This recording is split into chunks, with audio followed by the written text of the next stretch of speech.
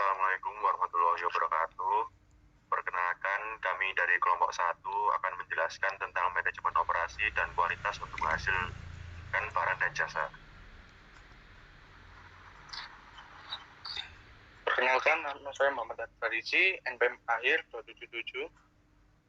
Perkenalkan, nama saya Rizky Eko Ispito, NPM akhir 278. Perkenalkan, nama saya Muhammad Fari Widanto, NPM akhir 279. Perkenalkan, nama saya Mutiara Dwi Akmalia, NPM akhir 283.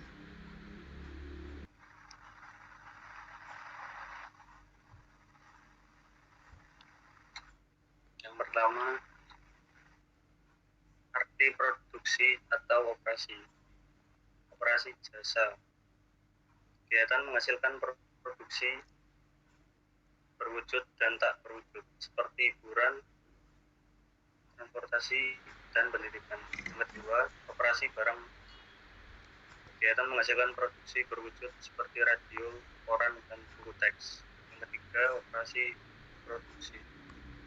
Kegiatan yang dilibatkan dalam pembuatan produk, barang, dan jasa bagi pelanggan.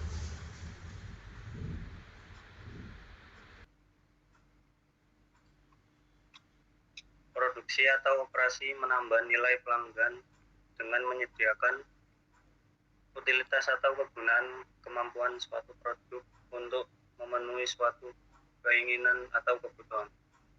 Yang pertama, kegunaan bentuk.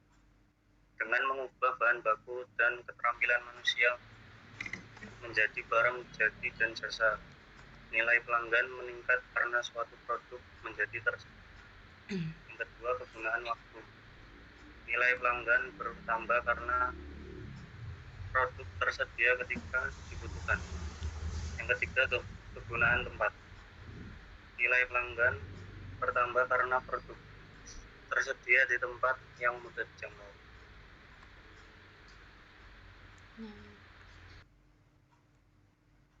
Proses operasi adalah penggunaan sumber daya yang meliputi pengetahuan, bahan baku, fisik, informasi, peralatan pelanggan, dan keterampilan manusia. Manajemen operasi adalah arahan dan kendali sistematis dalam kegiatan mengubah sumber daya menjadi barang jadi dan jasa yang menciptakan nilai serta menyediakan manfaat. Meski barang dan jasa melibatkan sumber daya pengubahan dan produk jadi, operasi jasa berbeda adanya.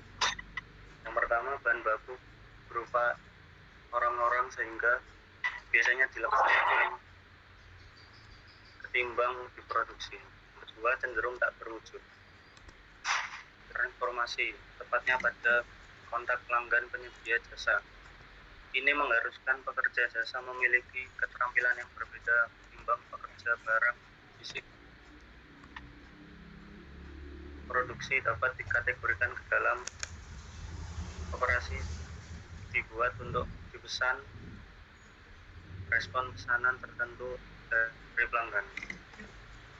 Kedua, operasi dibuat untuk disimpan, menghasilkan barang standar untuk konsumsi massal. Karena tak berwujud, nilai pelanggan dari jasa mengambil bentuk kesenangan, kepuasan, dan perasaan nyaman.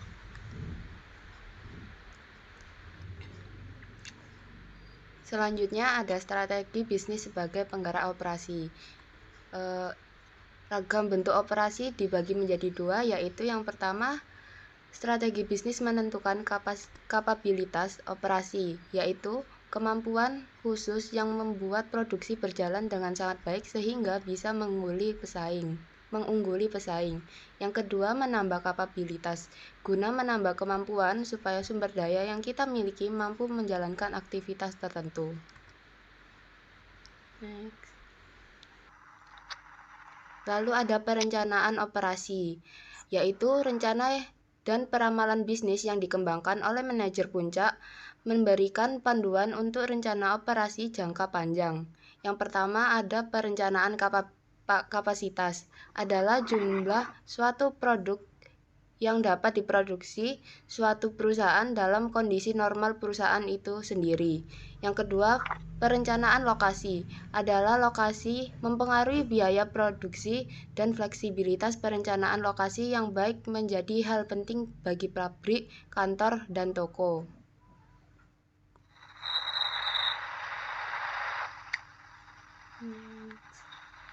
Yang ketiga ada perencanaan tata letak, yaitu lokasi fisik atau dana ruangan untuk pusat jasa, mesin, peralatan, pelanggan, dan pasokan. Tata letak terdapat 3 yang paling jamak digunakan, yaitu tata letak proses. Adalah susunan fisik kegiatan produksi yang mengelompokkan peralatan dan orang-orang yang berdasarkan fungsi. Yang kedua, tata letak produk adalah susunan fisik prosedur produksi yang dirancang untuk membuat satu jenis produk dalam rangkaian kegiatan yang tepat berdasarkan kebutuhan produksinya. Yang ketiga, tetap, yaitu tenaga kerja, peralatan, bahan baku, dan sumber daya lain dibawa ke lokasi tertentu di mana seluruh kegiatan produksi. Lalu yang keempat, perencanaan kualitas. Dibuat meningkatkan koordinasi antar karyawannya dan menghindari terjadinya overlap dalam pengerjaan tugas. Dibagi menjadi 3, yaitu kualitas atau mutu, kinerja, dan konsistensi. Next.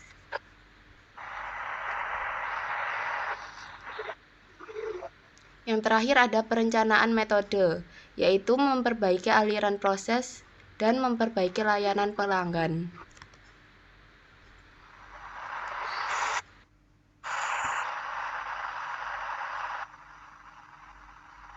Setelah membuat rencana operasi, manajer dan tim akan mengembangkan jadwal atau disebut dengan penjadwalan operasi.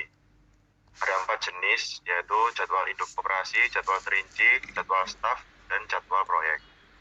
Yang pertama, jadwal induk operasi. Manajer menunjukkan jasa atau produk yang akan diproduksi dan kapan dalam periode waktu yang akan datang.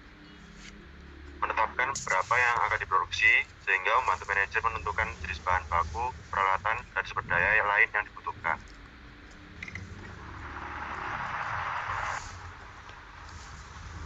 Kedua, jadwal terinci.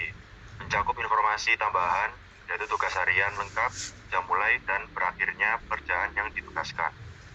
Memungkinkan manajer untuk memperbarui produk sesuai pesanan pelanggan dan informasi status peralatan.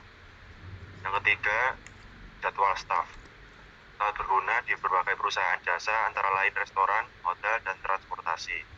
Menetapkan waktu kerja untuk beberapa hari ke depan, bisa sampai 30 hari bahkan lebih. Memperhitungkan kebutuhan karyawan dan juga efisiensi serta biaya perusahaan. Yang keempat, jadwal proyek.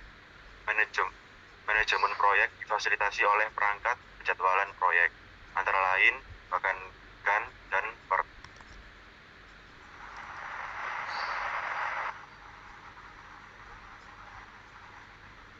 metode grafik Gantt dikembangkan oleh Henry Gantt, memberi proyek besar ke dalam langkah-langkah kecil, membuat rinci waktu yang dibutuhkan untuk melaksanakan setiap langkah tersebut.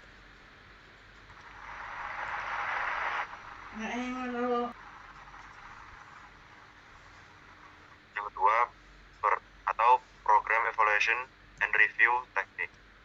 Menyediakan lebih banyak informasi dalam mengendalikan kemajuan proyek besar. Format Bagan-Per menggunakan alur panah untuk menunjukkan urutan yang diperlukan dalam berbagai kegiatan. Penjadwalan telah ditetapkan, manajer ditunjuk untuk memantau kinerja dengan membandingkan hasil dengan rencana dan jadwal terinci agar manajer dapat mengambilkan tindakan korektif. Pengendalian operasi mencakup manajemen bahan baku dan pengendalian kualitas. Yang pertama, manajemen bahan baku. Proses yang dilakukan manajer untuk merencanakan, mengorganisasikan, dan mengendalikan aliran bahan baku dari sumber pendistribusian barang jadi. Untuk barang fisik, begitu produk dirancang, aliran bahan baku bergantung pada 5 kegiatan. Yang pertama, seleksi pemasok, yaitu proses mencari dan memilih pemasok. Yang kedua, pembelian, yaitu perolehan seluruh bahan baku dan jasa yang diperlukan. Yang ketiga, transportasi, sarana untuk memindahkan sumber daya ke produsen dan barang jadi ke pelanggan. Yang keempat, pergudangan, penyimpanan bahan baku dan barang jadi. Kelima, pengendalian persediaan, yaitu penerimaan, penyimpanan, penanganan, dan perhitungan.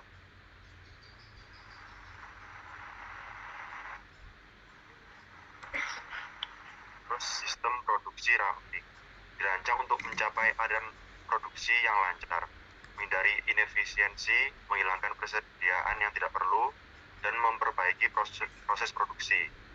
Salah satu jenisnya yaitu just-in-time production, memadukan seluruh bahan baku yang dibutuhkan pada waktu yang tepat, menciptakan respon yang cepat dan efisien.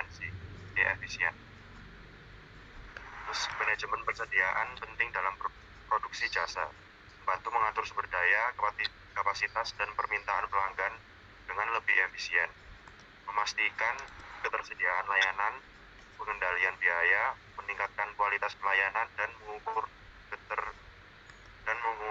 keberhasilan bisnis. Kedua, pengendalian kualitas, memastikan proses operasi menghasilkan barang atau jasa yang memenuhi standar kualitas tertentu. Memantau manajer dan karyawan lain dapat mendeteksi kesalahan dan membuat koreksi.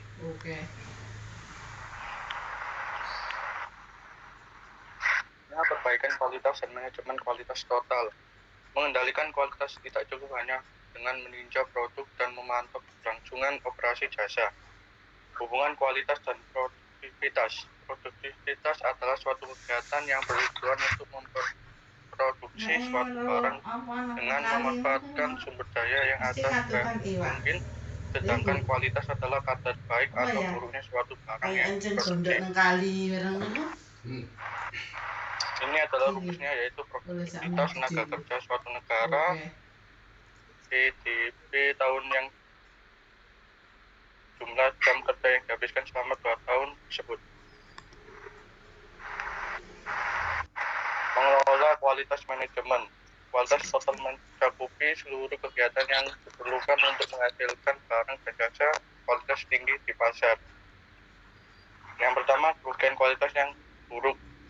Kualitas produk menjadi kurang berarti, pelanggan merasa tidak puas dengan suatu produk, kepercayaan pelanggan semakin kecil.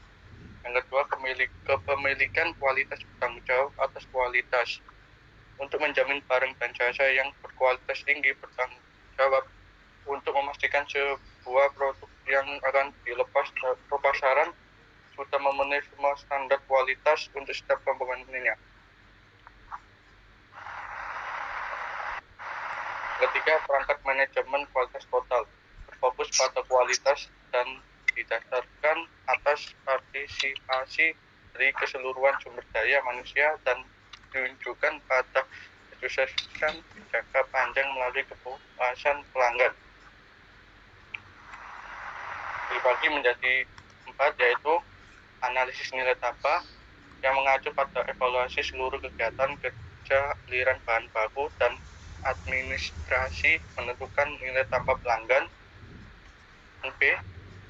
Tim perbaikan kualitas kelompok kolaboratif dari karyawan lintas bidang uang bertemu secara berkala untuk mengenali, menganalisis, dan memecahkan produksi yang tetapi bersama.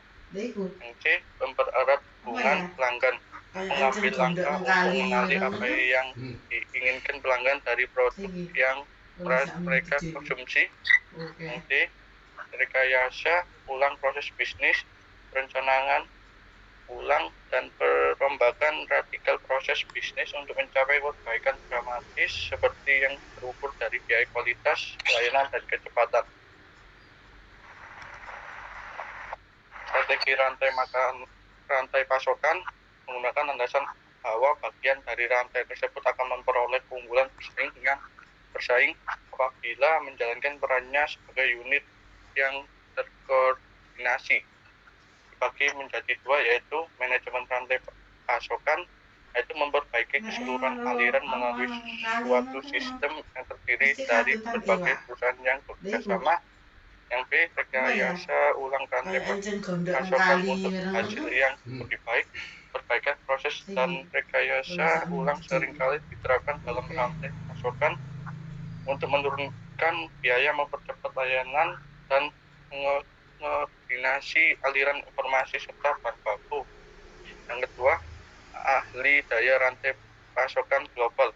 Strategi membayar pemasok dan distributor untuk menjalankan proses bisnis tertentu atau menyediakan bahan baku pelayanan yang dibutuhkan.